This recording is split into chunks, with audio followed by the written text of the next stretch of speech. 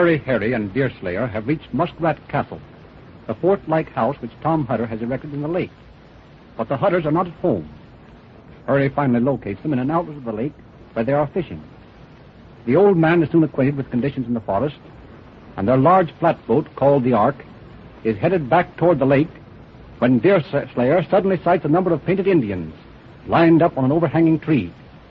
Hurry at the sweeps hears Hutter call, "Pull for your life, Hurry, pull!" The Ark sweeps forward as the woods are filled with savage yells, and rifle bullets patter against the logs of the Ark. But the latter is soon in the lake and past immediate danger.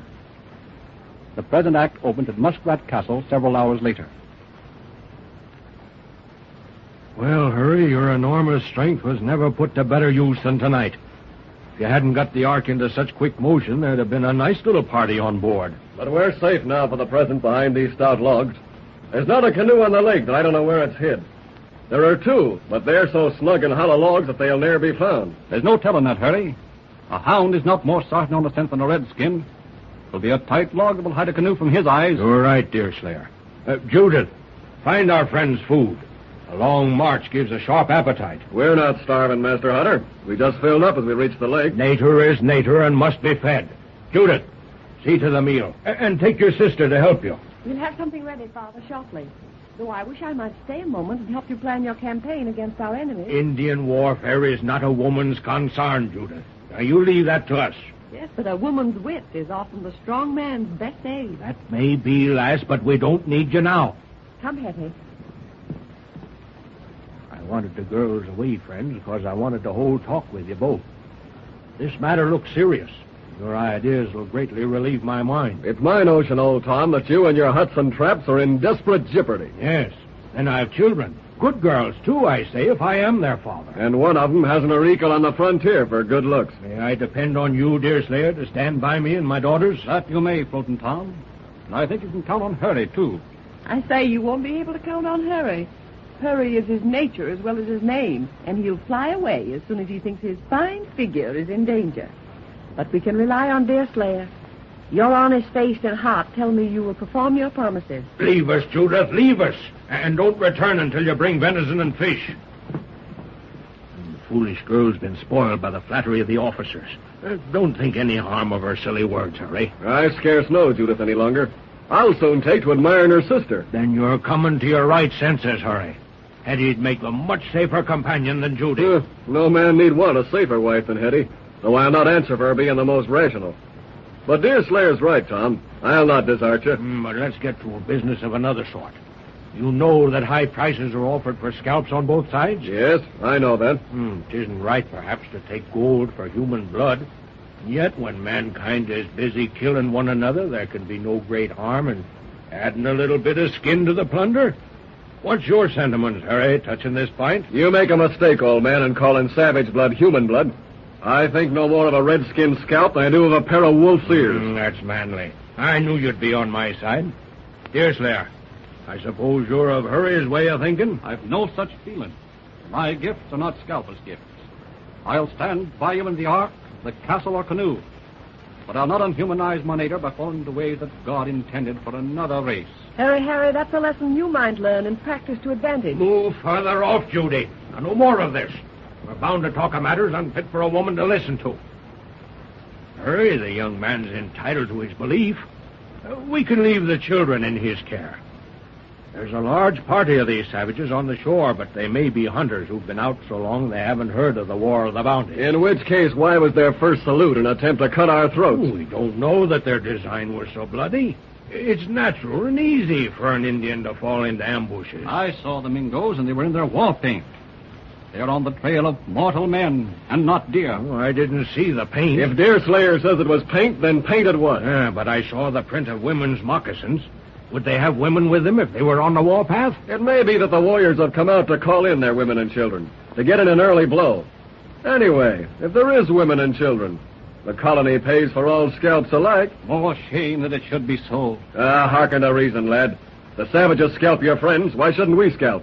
One good turn deserves another. Master Harry, is it religion to say that one bad turn deserves another? I'll never reason against you, Judy, for you beat me with beauty if you can't with sense. Here's the Canadas paying their Indians for scalps, And why not we pay... Our Indians.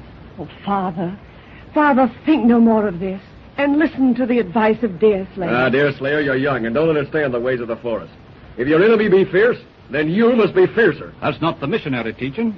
Some of the Moravians say that if you are struck on... That for your Moravian missionaries. Who ever heard of mercy for a muskrat? Where's your tinder, Tom? Let's have a light. Yeah, hold hard, Harry. We want no lights tonight. May prove a beacon to our enemies. Well, we ought to be safe enough here in the castle. In open daylight, I shouldn't fear a host of savages. What with 3 or 4 trusty weapons, and killdeer in particular. But it's different at night. A canoe might get on us unseen. But the enemy has no canoe, Tom. You know that. There are only 5 canoes in these parts, and we have 3 with us, and the other 2 are housed on the shore in hollow logs, safe from the eyes of even prowling redskins. But in the morning, they'll leave no likely place unexamined. The Indian don't live that can find a canoe that's suitably wintered. My opinion is that these canoes should be got off to the castle, and the sooner it's done, the better. What do you think, Deerslayer? I agree with Tom. And I'll follow you, Hutter, even into the Mingo camp on such an army. Well, I don't expect you'll prove much of a warrior, Deerslayer. Though your equal with bucks don't exist in all these parts. We'll see, Harry. We'll see. At any rate, you can use a paddle, and that's all we'll ask of you tonight. I think we'd better take to a canoe and do instead of talking. The decision is the right one. We must get those 2 canoes. I'll follow old Tom.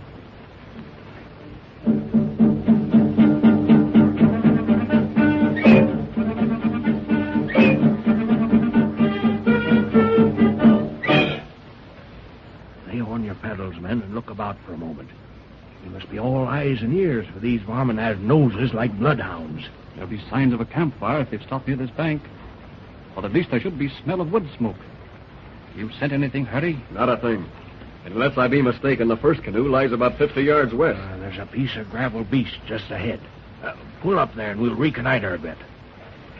You stay with the bark, Deerslayer, while Hurry and me look about. It's quiet as death. If they're about here, they certainly are giving us no warning.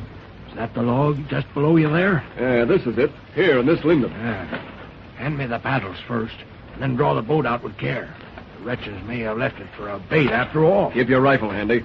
If they attack, we want to unload the piece at them at least. All right. Now move slow when you get your load. Ready? All safe, Deerslayer.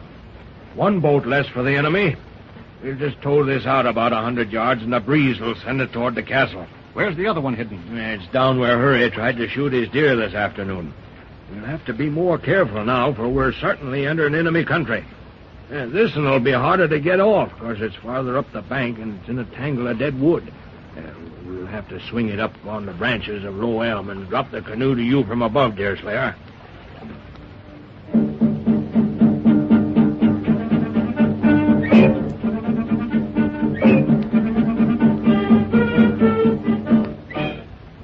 Hold her steady, lad, while we swing up. I hope the enemy are not close. No woodsman could perform this feat with enough silence not to give away his position. Can you see your way, Hurry? No, but I got feelers. Hey, what's that? Oh, don't be womanish. It's an owl. Stop talking and feel out for the log. Here it is. The boat?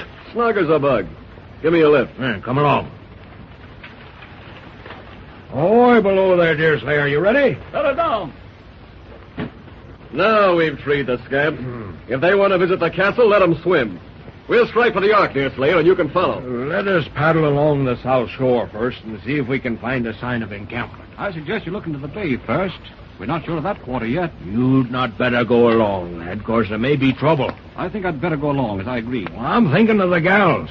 They must have your protection if anything happens to us on this excursion. I advise you not to land, Hutter. That all depends, son. Look, Tom.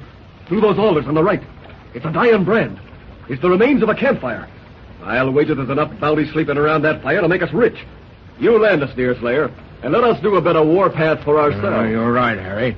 Do as we say, Deerslayer. Land us. We'll call if we find danger we can't find a way out of. I wish you wouldn't undertake this matter, Tom. Your wishes can't be allowed. There's bounty money in that camp, and that ends the matter. I'll paddle off in the lake and wait for a signal. This is good. Now, shove off now, Deerslayer. You follow me, Hurry. This little excursion needs caution. We might find the place deserted. There are only women around that fire. Our work will be easy. If there are any braves, we'll have to move fast. How far away do you judge the fire to be? Oh, just a few yards. There isn't enough light to give much information. Well, if it's a war party, they must have sentinels. Shh. I can see figures now. Braves? Squaws, I think. Then our work will be easy. Unless the men are watching from behind these trees. Look out for that root, Hurry. Look out. There. We're coming, son. It's a fight for our life now. Come on, you painted reptiles. We'll see if a dozen of you is a match for Harry. There, fight your way to the oak, Harry. We'll give him the slip. There, slippery devil. It's skin's grease. There, take that for your cunning. This way, Harry. There's 3 of the varmints on me. I can't handle them all. Hey, there's a mountain on me. Let up, you painted reptiles. Let up. I'm tied like a slow log now. There, stop choking me. Where's Deerslayer? He mustn't come ashore. Keep off the land, lad. Keep off. The gals depend on you now. Keep off and aid my children.